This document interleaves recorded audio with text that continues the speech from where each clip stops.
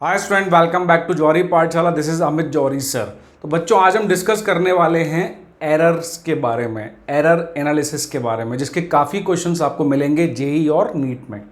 अब एरर्स होते क्या हैं? सबसे पहली बात तो आप अपने ऊपर देखिए, कभी भी आपको होमवर्क दिया जाता है तो उसमें आप क्या करते हैं? 10 क्वेश्चंस दिए, 8 किए, 100 दिए, 90 किए। पहला एरर।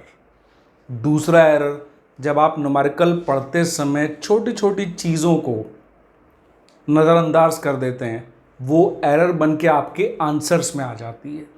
तो इसी टाइप की बहुत सारी एरर्स होती हैं जो हम जब चीज़ें मेज़र करते हैं प्रैक्टिकल लाइफ में, फिज़िक्स की लैब में या कहीं पर भी हमें मेज़रमेंट की ज़रूरत पड़ती है, कहीं लेंथ मेज़र करनी है, तो इन सब में ये काफ़ी टाइप की एरर आ जाती हैं जो काफ़ी सारी इंस्ट्रूमेंट्स के कारण भी होती हैं, बिहेवियर ऑफ दैट जो पर्सन उसको मेज़र कर रहा है उसके कारण भी होती हैं, उसके एटीट्यूड के कारण भी होती हैं, टेम्परेचर प्रेशर की कंडीशन चेंज होने के कारण भी होती हैं, इंस्ट्रूमेंट्स में अगर कोई फॉल्ट है उसके कारण भी होती है, और लीस्ट काउंट जो होता है उसके कारण भी होती है। तो सबसे पहली इंपॉर्टेंट चीज़ है कि एरर को आप समझिए। Error is the part of the life. इंसान है, गलतियां करेगा, है ना। कोई भी चीज़ हम परफेक्टली नहीं कर सकते, बट अगर हम एरर्स को समझ जाएं, उसके एनालिसिस को समझ जाएं, तो उसको मिनिमाइज कर सकते हैं, तो हमारे को एक्यूरेसी और इंक्रीज हो सकती है। तो सबसे पहले हम बात करेंगे सारे एरर्स के बारे में बहुत शॉर्ट में, और उसके बाद मैं चलूंगा उसके मैथमेटिकल पार्ट पे जो सबसे ज़्यादा इंपॉर्टेंट है आपके लिए, न्यूमेरिकल के लिए। तो सबसे पहले तो एरर्स जो होती हैं वो सिर्फ दो ही टाइप की होती हैं। बेसिकली उनको दो ही टाइप से क्लासिफाई किया जाता है। एक होती है कॉज ऑफ एरर और दूसरी होती है मैग्नीट्यूड के कारण। ये बेसिकली दो ही एरर हमारे लिए जनरेट होती हैं, और तीसरी अगर कहा जाए तो वो होती है लीस्ट काउंट के कारण। अब जो पहली एरर है कॉज के कारण, इस एरर में दो डिविजन्स होते हैं। एक तो हो सकती है सिस्टमैटिक एरर और एक हो सकती है रैंडम एरर। पहले वाले पार्ट में जो कॉज की मैं बात कर रहा हूं उसमें सिस्टमैटिक एरर्स और आपकी रैंडम एरर्स आ सकती हैं। नोट डाउन कर देते हैं इस चीज को। सिस्टमैटिक एरर मतलब सिस्टम में किसी भी टाइप के डिफॉल्ट के कारण या फिर रैंडम बिहेवियर के कारण हमारी एरर्स आ सकती हैं। जबकि मैग्नीट्यूड में हमारे पास 4 टाइप की एरर्स होती हैं।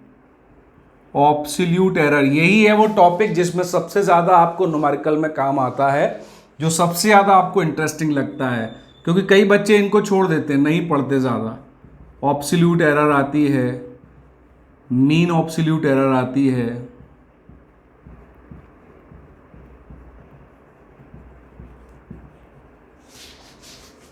रिलेटिव एरर आती है,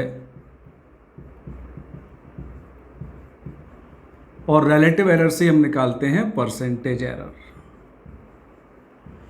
तो सबसे पहले हम एरर को अच्छे से समझ लेते हैं। एरर का मीनिंग तो आप समझ ही गए होंगे, जो गलतियां हम करते हैं। आपके लैंग्वेज में कहें तो स्टूडेंट, जो न्यूमेरिकल मैंने पढ़ने का बताया उसमें छोटी छोटी इंफॉर्मेशन मिस कर जाना, या फिर कैलकुलेशन में कई बार प्लस की जगह माइनस ले जाना, कई बार फिगर्स को गलत कॉपी कर जाना, ये सारी एरर्स ही हैं जो आपके आंसर, जो फाइनल आपकी रीडिंग आने वाली है जिसको हम आंसर कहते हैं एग्जाम में, उसको आप रॉन्ग कर देते हैं बिकॉज ये एरर आपने उसमें ले आए। इसी तरह से जब हम मेजरमेंट करते हैं फिजिक्स में तो बहुत सारी इन्हीं चीज़ों के कारण हमारी एरर आ जाती है। अब इसको मैं छोटे से मैं आपको समझाता हूँ। सिस्टमैटिक एरर में हो सकता है आपका जो इंस्ट्रूमेंट आप यूज़ कर रहे हो उस चीज़ को, उस फिजिकल क्वांटिटी को मेज़र करने के लिए, उसमें कोई एरर हो। जैसे वर्नियर कैलिपर का एग्जांपल हम लेते हैं, उसमें ज़ीरो एरर होती है ना। कई बार मेन स्केल का ज़ीरो और वर्नियर स्केल का ज़ीरो आपस में कॉरलेट और कोइंसाइड नहीं करते हैं, जो हमेशा 0/0 पे दोनों को मैच करना चाहिए। तो कभी पॉजिटिव एरर आ जाती है, कभी नेगेटिव एरर आ जाती है। कभी कभी आपके एक्सटर्नल जो फिजिकल कंडीशन है जिसमें आप पूरा एक्सपेरिमेंट कर रहे हो, उसके चेंजेस के कारण कई बार आपको एरर्स आ जाती हैं। जैसे टेम्परेचर प्रेशर चेंज होने से कई बार जो मेटेलिक पार्ट्स होते हैं वो हल्के से एक्सपैंड और कम हो जाते हैं, तो उनकी वजह से एरर आ सकती है। कई बार आपका एटीट्यूड आपको एरर दे देता है। कई बार होता है ना, आपका एटीट्यूड होता है कि अरे यार 7.2 और ये है, तो आप कई बार उसमें मिस्टेक करते हैं। लेकिन इन सारी एरर्स को हम कंट्रोल कर सकते हैं, और हमें उसको कंट्रोल करने का मूल मंत्र क्या है? आप बहुत ज़्यादा ऑब्जर्वेशन लीजिए।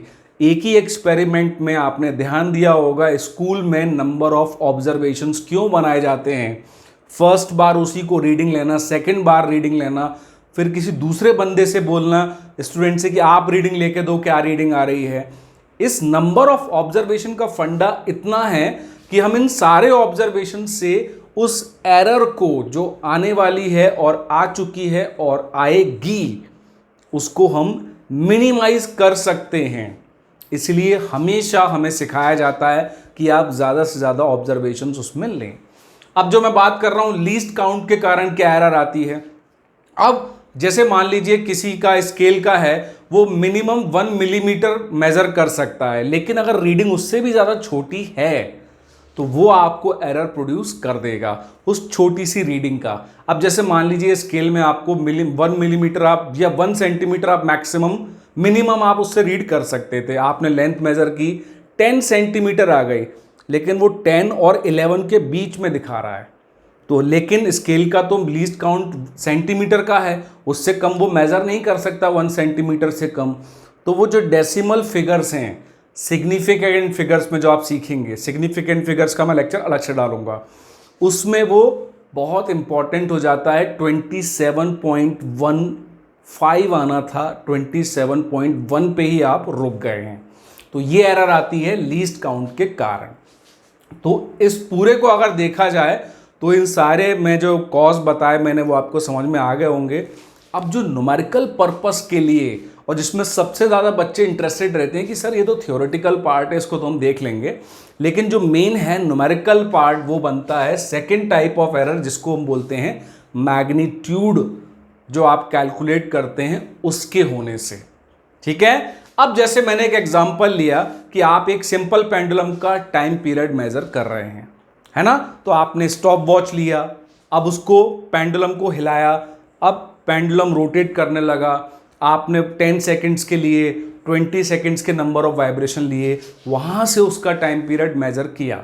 लेकिन अब आप इसमें एक बहुत बड़ी चीज़ भूल गए कि कई बार एयर का रेजिस्टेंस हम कैलकुलेशन में नहीं लेते हैं, जबकि नेचुरली तो डैम्प्ड ऑसिलेशन होता है, यहाँ पे एरर आ जाएगी।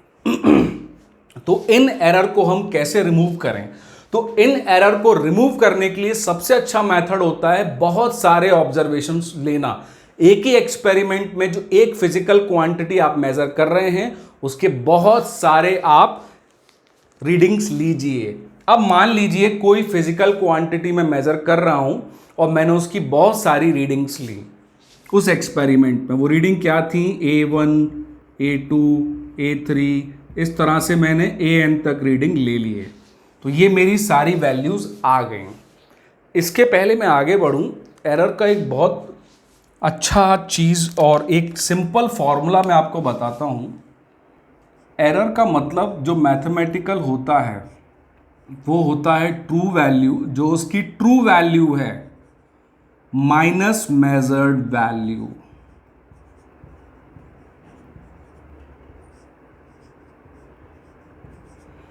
एरर का मतलब होता है जो उसकी ट्रू वैल्यू होनी चाहिए थी, लेकिन वो डिफरेंस है उसकी मेजर्ड वैल्यू जो हमने उसकी मेजर किया। इसी डिफरेंस को हम बोलते हैं मैथमेटिक्स में एरर। तो आप किसी को भी फिगर निकाल के दिखा सकते हैं। अब जैसे मान लीजिए मैंने किसी की लेंथ मेजर की, ट्रू वैल्यू है उसकी 2 सेंटीमीटर, मैंने मेजर की 1.75 या 1.96 सेंटीमीटर। तो ये मेरी मेजर्ड क्वांटिटी है 1.96। 2 सेंटीमीटर ट्रू वैल्यू है उसकी। तो ये जो डिफरेंस आया है यही है उसका एरर। तो कितने का एरर आ गया यहां पर? 0.04 का, है ना। तो ये 0.04 उसमें एरर आ चुकी है। अब कई बार होता है कि हम ट्रू वैल्यू से ज़्यादा मेजर कर लेते हैं, हो सकता है इसमें हम 2.1 मेजर कर चुके होते या कई बार इससे हम कम मेजर करते हैं। तो दोनों में इसीलिए हम एरर को हमेशा प्लस माइनस करके लिखते हैं। मतलब जो ट्रू वैल्यू हमने मेजर की है हो सकता है उससे ज़्यादा हो या उससे कम हो, लेकिन कितना अमाउंट कम और ज़्यादा हो उसको क्या कहते हैं हम लोग? एरर। ठीक है जी। तो अब आपको एरर कैसे लिखते हैं? किसी भी चीज़ की ट्रू वैल्यू, किसी भी फिजिकल क्वांटिटी को अगर लिखना हो तो हम उसकी ट्रू वैल्यू को लिखते हैं और उसकी प्लस माइनस उसकी जो एरर आई है वो यहां लिखते हैं। अब आपके मन में क्वेश्चन आएगा कि सर ट्रू वैल्यू हमको ऑलरेडी कैसे पता है? वो भी तो हमें कैलकुलेट करना ही पड़ेगी ना। बिल्कुल करेक्ट सोच रहे हैं आप। अब जो हमने नंबर ऑफ ऑब्जर्वेशन का फंडा लिया था, अभी हमने स्टार्ट किया था, वो इसलिए लिया था कि हम अपने मेजरमेंट को नंबर ऑफ टाइम्स उस एक्सपेरिमेंट में नोट डाउन करें, एज उसको हम ऑब्जर्वेशन कहते हैं। तो ये मैंने बहुत सारी रीडिंग ली जो एक दूसरे से थोड़ी थोड़ी डिफरेंट निकली। कई बार 1.91, कई बार 1.92, कई बार 1.90। इन सारी रीडिंग्स को मैंने नोट कर लिया। अब यहाँ पर मैथमेटिक्स में एक फंडा सिखाया गया है कि अगर उन सारे ऑब्जर्वेशंस का अगर आप एवरेज ले लें तो वो सारी ऑब्जर्वेशन को हटा के एक वैल्यू आपको देगा जो सभी ऑब्जर्वेशन के नियर बाय होगी। तो सबसे पहले हम क्या करते हैं, इस ए रीडिंग का मीन ले लेते हैं। तो मीन लेने के लिए हम क्या करेंगे, सारे ऑब्जर्वेशन को प्लस कर देंगे, till till till till n divided by the number of observation. अब ये जो ए बार की वैल्यू आई है ये है आपकी ट्रू वैल्यू। जो आपने अभी सोचा होगा ना कि सर ट्रू वैल्यू कैसे कैलकुलेट करेंगे, हम तो मेजर ही कर रहे हैं, तो वो इस तरह से कैलकुलेट होगी। तो ये जो ए बार आया है, जो ए मीन आया है, ये उन सब का एवरेज है, इसलिए हम इसको बोलते हैं ट्रू वैल्यू। अब इस ट्रू वैल्यू में भी तो थोड़ी बहुत एरर होगी ना, तो अब वो एरर कैलकुलेट करते हैं। तो एरर कैलकुलेट करने के लिए हमने क्या किया, जो हमने ए मीन लिया उसमें से एरर निकाली सभी इंडिविजुअल ऑब्जर्वेशंस में से। वो हम कैसे निकालेंगे, जो ए मीन लिया उसमें से हम, इसको मैं ए आई नाम दे देता हूं, बार बार लिखने की जरूरत नहीं पड़ेगी। तो जो भी मैंने मीन लिया है, जिसको मैंने ट्रू वैल्यू बोला है, उसमें से सारे ऑब्जर्वेशन को सबट्रैक्ट करते जाओ। ए बार माइनस A1, ए बार माइनस A2, ए बार माइनस A3, ये आ जाएगी उनमें से सबकी एरर। उस एरर को हम बोलेंगे ऑब्सोल्यूट एरर। तो ये जो डेल ए आ रहा है, डेल ए यहां से आ रहा है, इसको हम बोलते हैं ऑब्सोल्यूट एरर, क्योंकि ऑब्सोल्यूट मतलब होता है इंडिविजुअल एक एक ऑब्जर्वेशन जो आपने लिया था उसमें इतनी इतनी एरर्स आती जा रही हैं। अब यहां पर फिर यही फंडा यूज करते हैं बैक, कि उन सारी जो ऑब्सोल्यूट एरर हमने कैलकुलेट की है, अगर मैं उन सबका मीन ले लूं तो वो उन सारी एरर्स की एक रिप्लेसेबल वैल्यू मुझे दे देगा, जो सभी एरर्स के ऑलमोस्ट इक्वल बताई जाएगी। तो यहां पे कॉन्सेप्ट आता है मीन ऑब्सोल्यूट एरर का। ठीक है जी, फंडा समझ में आया ना। मीन का मीन हम लेते ही इसलिए हैं कि हम बहुत सारे ऑब्जर्वेशन को हटा के एक ऑब्जर्वेशन में उसका आंसर दे सकें जो ज्यादा एक्यूरेट हो। अब इस मीन को अगर आप कंफ्यूज हो रहे हैं तो एक छोटा सा एग्जांपल देता हूं। अगर आप मान लीजिए बॉम्बे टू दिल्ली कार से जा रहे हैं, अब आपकी कार की स्पीड कई बार इंक्रीज होगी, कई बार डिक्रीज होगी, कई बार 70 पे होगी, कई बार 80 पे ले जाएंगे, कई बार 100 तक ले जाएंगे, फिर उसके बाद कभी स्लो डाउन करेंगे, कभी इंक्रीज करेंगे। तो ऐसे इनफाइनाइट नंबर ऑफ वैल्यूज आ जाती हैं स्पीड की। लेकिन अगर आप दिल्ली में कोई आपसे पूछता है कि यार कितनी स्पीड से आए थे आप, तो आप एक एवरेज जवाब देते हो कि यार बॉस 80 पे चला रहा था मैं, या 100 पे चलाते हुए मैं आराम से आ गया हूं। लेकिन इसका मतलब ये नहीं है कि आपने कॉन्स्टेंटली 100 पे चलाई है, आपने उस पूरी वेलोसिटीज जितनी भी बनी थी उन सबका मीन उसको बता दिया। बिकॉज ये फैक्टर आपको पता है कि उन सारी वैल्यूज का मीन जो होता है वो सारी वैल्यू को एक सिंपल वैल्यू से रिप्लेस करता है जो सबके नजदीक होती है। ठीक है जी, इसीलिए मीन का फंडा हम लेते हैं to get the more accuracy. ठीक है, to get the more accuracy. अब इसमें ट्रू वैल्यू हमने निकाल ली, तो अब हमने ट्रू वैल्यू के बाद एब्सोल्यूट एरर निकाल ली उस मीन से हर एक इंडिविजुअल ऑब्जर्वेशन को सब्ट्रैक्ट करके। अब मुझे सारी ऑब्जर्वेशंस में एरर मिल गई, A1 में ऑब्जर्वेशन में एरर मिल गई, A2 में मिल गई, A3 में, लेकिन इतनी सारी एरर्स का मैं क्या करूंगा, मुझे तो एक एरर चाहिए है ना, तो मैं बता सकूं कि भैया मीन एरर जो है इस पूरे ऑब्जर्वेशन में इतनी आई। तो मैंने उसके लिए क्या किया, मीन एब्सोल्यूट एरर कैलकुलेट की। और मीन एब्सोल्यूट एरर कैसे कैलकुलेट करूंगा, ये जो मैंने निकाला हुआ है डेल आई, तो ये del A1 plus del A2 plus till del AN upon number of observation, यहां से मुझे मिल जाएगी मीन एब्सोल्यूट एरर, और इसका मैं नाम दे दूंगा डेल A डैश। तो ये आ गई मेरी मीन एब्सोल्यूट एरर और ट्रू वैल्यू का मीन। ट्रू वैल्यू मतलब ऑब्जर्वेशंस का मीन मैंने पहले ही कैलकुलेट कर लिया था, तो ये ट्रू वैल्यू ऑफ ऑब्जर्वेशन आ गई और ये उसमें एरर का मीन आ गया, मतलब इतनी एरर होगी। अब आपको यहां पर एक इंपॉर्टेंट चीज समझने की जरूरत है। अगर आपको एग्जाम वगैरह में या कहीं पर भी दिया जाता है कि लेंथ की वैल्यू है 24 प्लस माइनस 1 और इसको पूरे को दिया जाता है सेंटीमीटर, उसकी यूनिट लिख के, तो ये जो 24 लिखा है ना, ये ए मीन होता है। ये जो 24 लिखा है ये उसकी ट्रू वैल्यू होती है, और ट्रू वैल्यू हम किसको बोलते हैं, उन सारे ऑब्जर्वेशंस के मीन को। तो ये होता है आपका ए मीन। अब ये जो एक एरर है 1 सेंटीमीटर की, अब हो सकता है ये 1 ज़्यादा हो या 1 कम हो, मतलब लेंथ हो सकता है 25 हो या फिर एक कम कर देंगे या 23 हो, लेकिन ये 1 इसमें से क्या है, ये 1 क्या है, मीन एब्सोल्यूट एरर। तो ये क्या है, डेल ए मीन। तो आप हमेशा याद रखिए जब भी आपको क्वेश्चंस में दिस प्लस माइनस एरर दी जाती है, तो जो स्टार्टिंग की क्वांटिटी है ए, वो आपको क्या दी जाती है, mean of the all observations, और प्लस माइनस में जो एरर लिखी हुई है वो आपको क्या दी जाती है, मीन एब्सोल्यूट एरर। इस तरह से क्वांटिटी बनती है। अब हमने एक ट्रू वैल्यू ऑब्जर्वेशन की निकाल ली कि भैया लेंथ या जो भी चीज हम मेजर कर रहे हैं उसकी ये ट्रू वैल्यू है, और उसमें ये ट्रू एरर आ गई है जो हमने डेल ए बार से निकाल लिया। तो अब हम सबसे इंपॉर्टेंट चीज चलते हैं रिलेटिव एरर पर। किस पे चलेंगे अब हम, रिलेटिव एरर पर। रिलेटिव एरर हम निकालते हैं तो वो ज़्यादा एक्यूरेसी देता है ना। अब हम रिलेटिव एरर कैसे निकालते हैं, ट्रू वैल्यू लिख देंगे, सॉरी एब्सोल्यूट मीन एरर लिखेंगे upon true value that is a mean, ये आ जाएगी मेरी रिलेटिव एरर, है ना। तो हम रिलेटिव एरर में बता सकते हैं कि ये रिलेटिव एरर उसमें आ रही है। वो हम कैसे कैलकुलेट करेंगे, mean absolute error upon the true value that is the mean of all the observation. और अगर मैं इसी में 100 का मल्टीप्लाई कर दूं तो मेरा आंसर आ जाएगा परसेंटेज एरर में।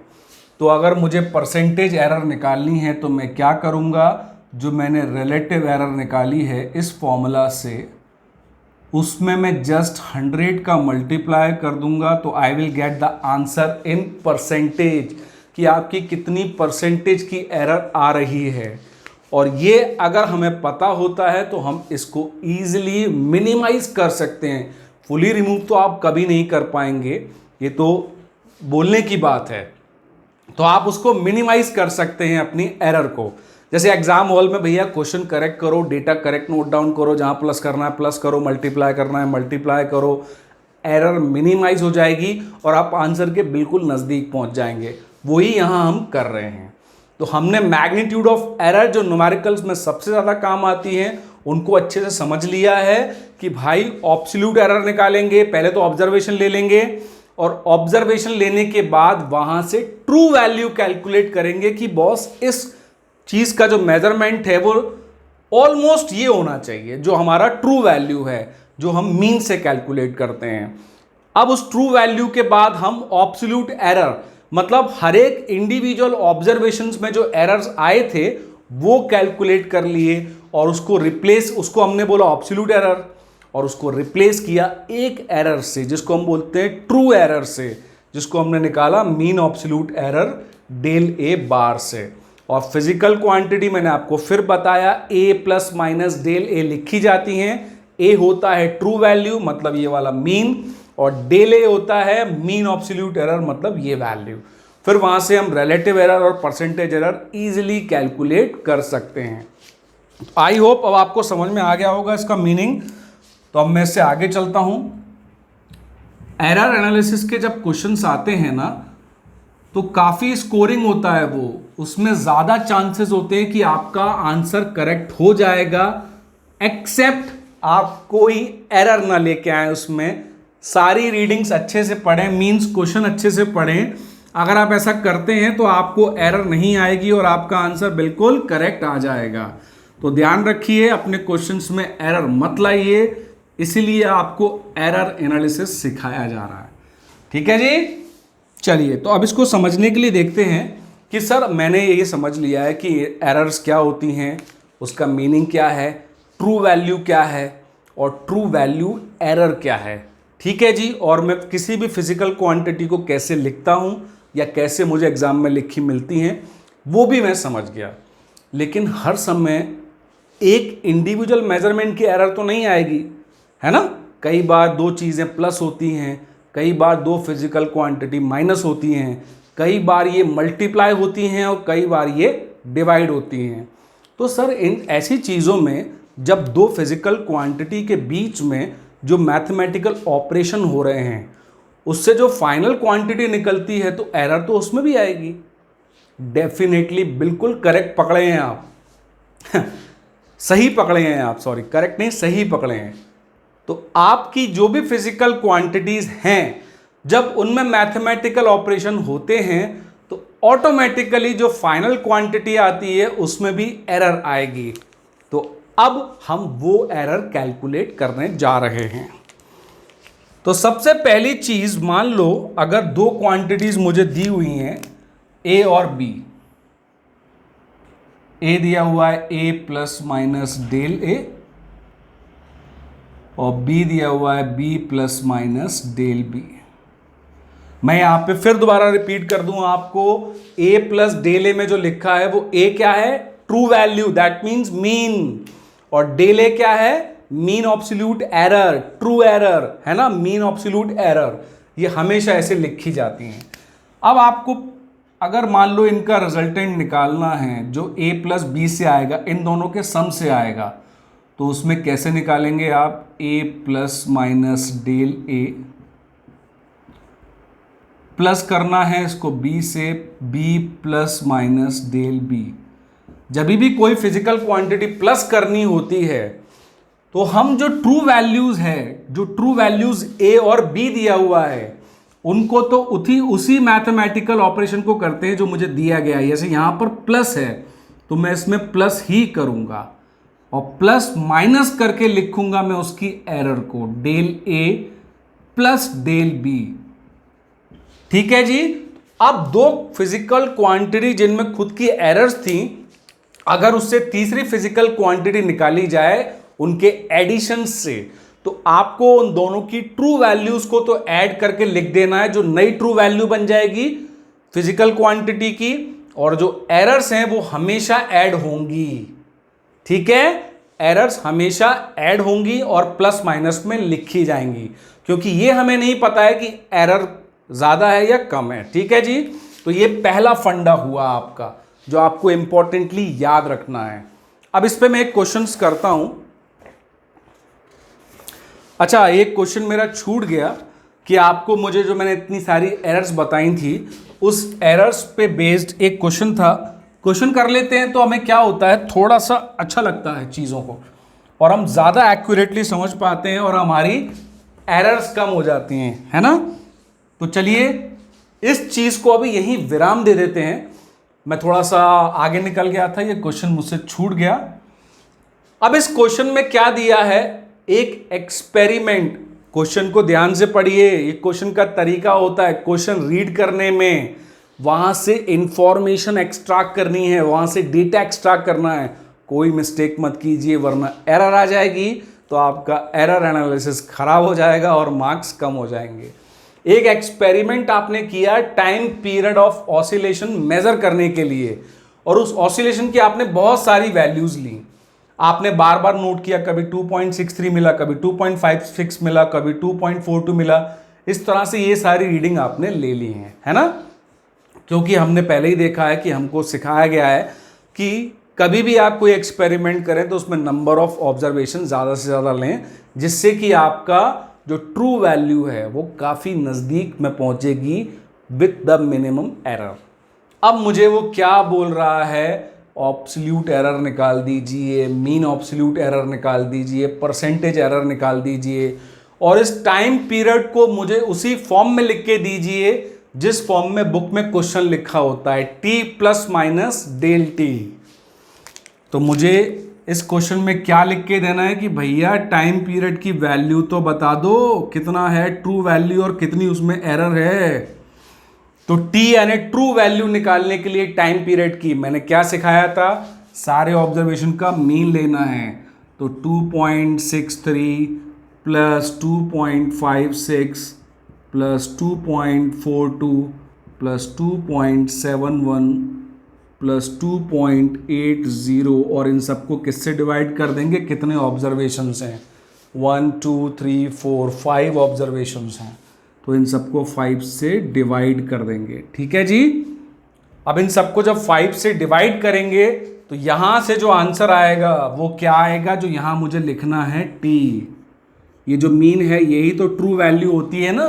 तो टाइम पीरियड की ट्रू वैल्यू इन सब के मीन से कैलकुलेट हो जाएगी। ठीक है, अब कैलकुलेशन आप खुद कर लेना। अब इस कैलकुलेशन के बाद जो टी की वैल्यू आई वो मैं एक एक ऑब्जर्वेशन से सबट्रैक्ट करके लिखूंगा। तो T1 ऑब्जर्वेशन कितना आया मेरा, डेल T1। ऑब्सोल्यूट एरर मुझे निकालनी है, T माइनस 2.63, डेल T2 निकालना है, T माइनस 2.56, डेल T5 निकालना है, T माइनस 2.80। यहाँ से सारे इंडिविजुअल ऑब्सोल्यूट एरर आ गए, लेकिन मुझे तो डेल टी यानी एरर्स की ट्रू वैल्यू निकालनी है, जो मुझे कौन देता है, मीन ऑब्सोल्यूट एरर। इन सब का मैंने मीन ले लिया, तो ये आ जाएगा del t which is the, अगर मैं यहां लिखूं तो डेल टी का मीन, और वो कैसे आएगा, इन सबको ऐड करके डिवाइड बाय 5 करेंगे तो मीन ऑब्सोल्यूट एरर भी आ गई आपकी। अब आपको वहां से परसेंटेज एरर निकालना है, तो परसेंटेज एरर के लिए रिलेटिव एरर निकालनी पड़ेगी, true value sorry del t upon the true value. Del t हम पहले ही यहां पे निकाल चुके हैं, ट्रू वैल्यू हम यहां से निकाल चुके हैं, यह आ गई रिलेटिव एरर। इसमें 100 का अगर मल्टीप्लाई और कर दिया तो ये आ गई मेरी परसेंटेज एरर। तो क्वेश्चंस में जब ऑब्जर्वेशन दिए हों और इस टाइप से कैलकुलेट करना हो, तो अगर आपने फंडा स्टार्टिंग से मेमोरी में रखा हुआ है तो आपको कभी कोई दिक्कत नहीं आएगी, and it is not very hard. ठीक है, अब आते हैं हम सेकंड पे। जो मैंने बोला ना, दो फिजिकल क्वांटिटी को अगर आपको ऐड करना है तो जो आगे उनकी ट्रू वैल्यू दी होती हैं वो तो ऐड हो ही जाएंगी और उनकी एरर भी ऐड हो जाएगी। ठीक है, तो उसके रिलेटिव में एक एग्जांपल ले लेते हैं हम लोग कि आखिर ये कैसे होता है।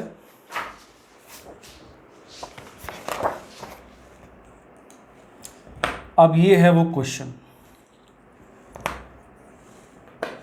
अब इस क्वेश्चन में क्या दिया है, दो रेजिस्टेंस है, आपको R1 R2 की वैल्यू दे दी है। अब मैं यहां से आपको फिर वो रीड करना सिखाता हूं। R1 में क्या दिया है, 100 प्लस माइनस 3 ओम। तो 100 क्या है, उस R1 की ट्रू वैल्यू। ट्रू वैल्यू मतलब जो सारे ऑब्जर्वेशन को मीन लेके निकाली गई है, याद रखिएगा, इसलिए बार बार रिपीट कर रहा हूं। और 3 ओम क्या है, mean absolute error, del A का मीन, सारी ऑब्सोल्यूट एरर निकाली थी, उसका जो मीन है वो यहां नोट रहता है। तो अब आप समझ गए ना, किसी भी फिजिकल क्वांटिटी को लिखने के लिए true value plus minus mean absolute error के फॉर्म में लिखा जाता है। अब हमने जो पहले फंडा सीखा, कि अगर रेजिस्टेंस सीरीज में है और ये दोनों रेजिस्टेंस में अगर एरर आती है तो मेरा जो फाइनल रेजिस्टेंस होगा जिसको मैं निकालूंगा via formula R1 plus R2, तो उसमें भी तो एरर आएगी ना। एंड हमेशा याद रखिए, errors are always additive, error हमेशा ऐड होती हैं। मैं एक एग्जांपल देता हूं, इस मार्कर की लेंथ में अगर 1.1 का एरर था, दूसरे मार्कर में 0.1 का एरर था, इन दोनों को जोड़ के जब आप लेंथ निकालेंगे तो 0.1 प्लस 0.1 0.2 का एरर आ जाएगा। तो एरर हमेशा एडिटिव होती हैं, ठीक है जी। चलो तो इनको ऐड करेंगे तो क्या आएगी वैल्यू 100। पहले दोनों की ट्रू वैल्यू ऐड कर देना, 100 प्लस 200, ये आ गई नई रेजिस्टेंस की जो सीरीज में इक्विवेलेंट रेजिस्टेंस है उसकी ट्रू वैल्यू। पहले मुझे क्या करना है, सिर्फ दोनों की ट्रू वैल्यू को ऐड कर देना है। फिर प्लस माइनस, उसमें एरर कितनी आएगी, एरर हमेशा प्लस हो जाएगी, 3 प्लस 4, और यहां पर जो भी यूनिट है। तो मेरा जो इक्विवेलेंट रेजिस्टेंस आया वो आया 300 ओम का, और उसमें एरर है 7 ओम की। तो देखिए आप, एरर बढ़ गई है, एरर इंक्रीज हो गई है अगर उस क्वांटिटी को मैंने एडअप किया है, तो एरर एडअप हो जाती है। ये पहला एग्जांपल है। अब आते हैं हम अगर मान लीजिए ये दो क्वांटिटीज अगर मुझे दी होती और मुझे इसका डिफरेंस पूछा जाता, अगर मुझे इसका डिफरेंस पूछा जाएगा तो मैं कैसे कैलकुलेट करूंगा। तो जब मुझे डिफरेंस पूछा जाएगा तो एरर तब भी ऐड होंगी। अब आप देखिए, इस पूरे मार्कर को मैं लेता हूं, इस पूरे मार्कर की लेंथ में जो एरर है वो है 0.2, और इस कैप में जो एरर है वो कितनी है 0.1। ये पहले ऐसा था, ठीक है जी। अब मैं जब इसको माइनस कर रहा हूं, इसके अंदर कर दिया, तो लेंथ में अभी भी जो एरर है वो हमेशा ऐड होके आएगी, ठीक है। तो अगर मुझे रिजल्टेंट दिया हुआ है कि R equal to A minus b, तो मैं क्या करूंगा, दोनों की ट्रू वैल्यू को तो ऐड कर सब्ट्रैक्ट कर दूंगा। मतलब A माइनस बी की जो वैल्यू दी हुई है मैं उसको तो सब्ट्रैक्ट कर दूंगा, बीच में प्लस माइनस लगाऊंगा, लेकिन दोनों की एरर को तब भी मैं प्लस करूंगा। ये आप भूलिएगा नहीं, एरर हमेशा एडिटिव होती हैं। अगर इसी रेजिस्टेंस के क्वेश्चन में देख लें कि रेजिस्टेंस के क्वेश्चन में अगर मान लो R equal to R2 minus R1 होता, तो R2 माइनस R1 के लिए मैं जो उनकी ट्रू वैल्यू है उसमें तो वही मैथमेटिकल ऑपरेशन करूंगा जो मुझे करने को बोला गया है, जहां डिफरेंस लेने के लिए बोला गया है। लेकिन प्लस माइनस लगा के जो मैं एरर लिखूंगा वो हमेशा एडिशन में ही लिखूंगा, 4 प्लस 3, तो ये हो जाएगा 100। लेकिन उनकी एरर हमेशा ऐड होके क्या आई, 7 ओम। तो चाहे ये प्लस होंगे या माइनस होंगे, उसकी ट्रू वैल्यूज में तो प्लस माइनस करोगे, लेकिन उनकी एरर हमेशा आप ऐड करके लिखोगे, ठीक है जी।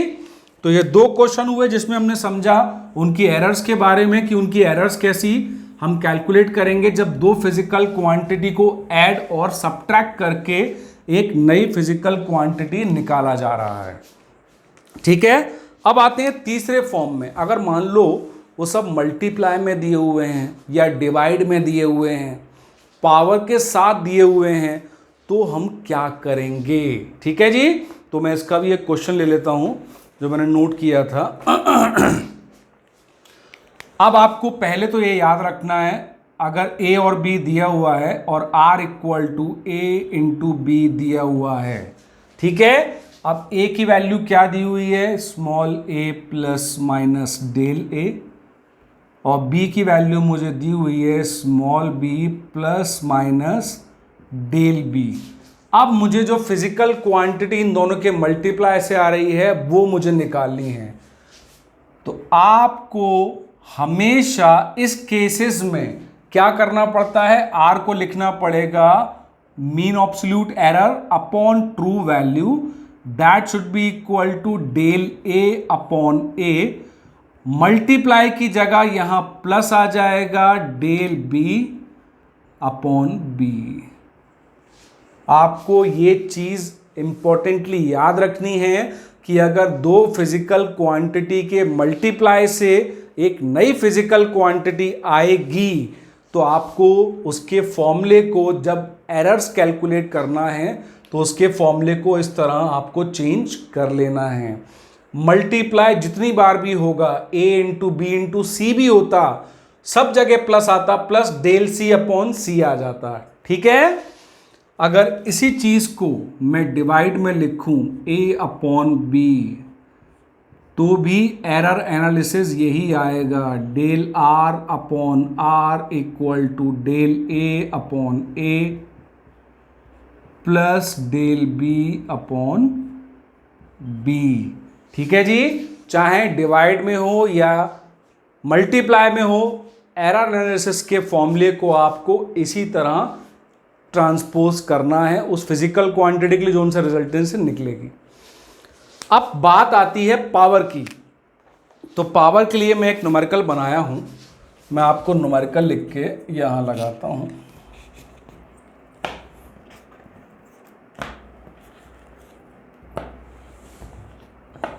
अब इस न्यूमेरिकल में क्या दिया हुआ है, मुझे एक एक्स फिजिकल क्वांटिटी का फॉर्मूला गिवन है in the form of A B and C and D. If the percentage error मुझे दी हुई है, ये बात आप यहां से समझ लेना, इसमें सबको आपको प्लस करना है, चाहे वो मल्टीप्लाई में हो या डिवाइड में हो, और एरर के फॉर्मूले को मल्टीप्लाई वाले को और डिवाइड वाले को इसी तरह आपको ट्रांसपोज कर लेना है। उसी के बाद आपको वैल्यूज रख के कैलकुलेशंस करना है। अब मुझे इस चीज में सबकी परसेंटेज एरर दी हुई है, तो सबसे पहली बात परसेंटेज एरर हमने समझा हुआ है। अब मैं यहां पर एक बार और रिपीट कर देता हूं। अब जो ए दिया होगा मुझे, वो कैसे दिया होगा, ए की वैल्यू ए प्लस माइनस डेल ए, इसकी परसेंटेज एरर मुझे दी हुई है 4%, उसका मीनिंग है del A upon a into 100, और वो मुझे दिया है 4%, ठीक है जी। तो जो परसेंटेज एरर मुझे दी हुई है उसका मीनिंग है ये, तो ये सभी ए बी सी डी से आप कैलकुलेट कर लोगे। अब मैं इसके फॉर्मूला को ट्रांसपोज करता हूं एरर कैलकुलेट करने के लिए एरर एनालिसिस से।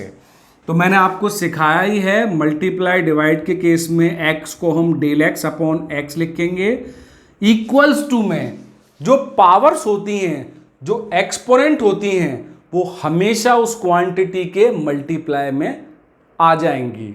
मैं फिर रिपीट करता हूं, जो एक्सपोनेंट होती हैं वो उस फिजिकल क्वांटिटी के मल्टीप्लाई में आ जाएंगी। तो पहले ए स्क्वायर लिखा है, तो ए स्क्वायर को मैं क्या लिखूंगा, 2 आगे आ गया एक्सपोनेंट का, और ए को मैंने लिख दिया डेल ए अपॉन ए। तो ये हो गया ए स्क्वायर का आपको ए स्क्वायर इस तरह से लिखना है। बीच में मल्टीप्लाई का साइन है, मल्टीप्लाई की जगह मुझे प्लस लगाना है, फिर लिखा है बी क्यूब, एक्सपोनेंट आगे कर दीजिए, बी को आप लिखिए डेल बी अपॉन बी। अब डिवीजन का साइन है, लेकिन मुझे क्या करना है, प्लस सी की जगह क्या लिखना है, डेल सी अपॉन सी, प्लस मल्टीप्लाई में रूट डी है, रूट का एक मतलब क्या होता है, एक्सपोनेंट 1/2, एक्सपोनेंट को मुझे आगे लेना है और डी को मुझे क्या लिखना है, डेल डी अपॉन डी। अब मुझे कुछ नहीं करना है, मुझे इन सब की वैल्यू रखना है। सभी में 100 का मल्टीप्लाई कर दिया, इस साइड भी 100 का मल्टीप्लाई कर दिया, तो मैं डायरेक्टली परसेंटेज एरर लिख सकता हूं। तो यहां क्या हो जाएगा, 2 इंटू, इन सब में मैंने 100 का मल्टीप्लाई कर दिया है, वो स्टेप आप समझ गए होंगे। तो 2 into del A upon a into 100 क्या दिया है, 4, plus 3 into del B 2, plus C का दिया है 3, और डी का मुझे दिया है 1। इन सब को मैंने कैलकुलेट किया, 8 plus 6 plus 3 plus half, 14 plus 3 17, तो यह आ गया 17.5, ठीक है जी। अब मुझे परसेंटेज एरर एक्स में निकालनी थी तो मैंने डायरेक्टली बोल दिया, यही तो है ना percentage error in x, del x upon x into 100, वो कितनी आई 17.5%। 17.5% आपकी एरर आ जाएगी। ठीक है जी। तो इस तरह से हम एरर एनालिसिस के न्यूमेरिकल को इजीली सॉल्व कर सकते हैं। एरर्स में अगर आपको अभी भी कोई लगता है कि कोई चीज़ रह गई है या कोई चीज़ आपको कंफ्यूजन है तो आप मुझे कमेंट में ज़रूर बताइए। लेकिन जब आप लेक्चर सुन रहे हो तो साथ साथ कॉपी पेन लेके बैठ के उसको एक एक चीज़ को नोट करिए और चीज़ों को ध्यान दीजिए। जितना हो सकता है आप अटेंटिव रहिए, आपका एरर्स जो लाइफ में हो रहा है, जो आपके एग्जाम्स में हो रहा है, वो मिनिमाइज हो जाएगा। इसी तरह के लेक्चर्स के लिए like, share and subscribe, and don't forget to press the bell icon. Thank you, Amit sir.